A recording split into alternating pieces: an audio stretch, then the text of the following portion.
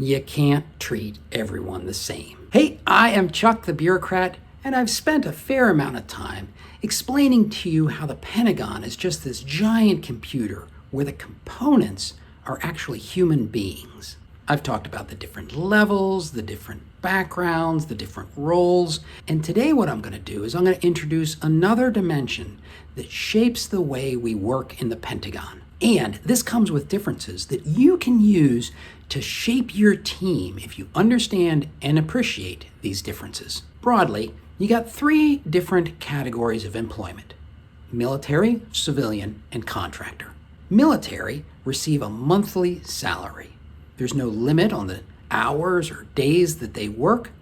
They can work on any project and they can be reassigned within the organization very quickly. Civilians are hourly employees.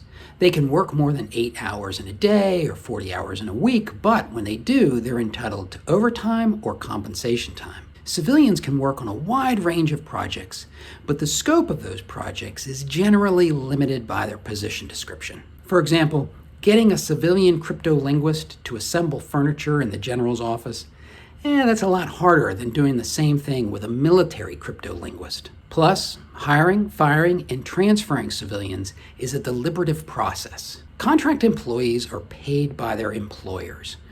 You can get long hours out of them, but you have to coordinate that with their program manager, or you can end up incurring a debt for the government. In fact, one of the funny things about contract employees is you can't give them time off. The work of contract employees has to land inside the scope of work of their contract, and they can't go outside that boundary. Now, contract employees can come and go very quickly. They don't really have to give much notice, and if they screw up, they can be gone almost immediately. So there's different advantages to each employment category. Civilians are ideal for long-running, consistent activities where there is little fluctuation in workload. Military is perfect for workload that spikes over relatively short periods of time. And contractors are really valuable for periods of expansion or extended surges in workload. In most offices, you'll have a mix of all three categories, and responsibilities will be divided up in such a way that they take advantage of individual strengths. Friction usually pops up when someone tries to deviate from the strengths of their employment category. Maybe a contractor tries to coordinate across the staff or represent the federal government in a meeting. Maybe a civilian is working unusually long hours, or you've got a military person who's shying away from the big issues of the day. In fact, most of the time that there's friction, it starts because of a military person who doesn't have an appreciation for the nuances of these different groups.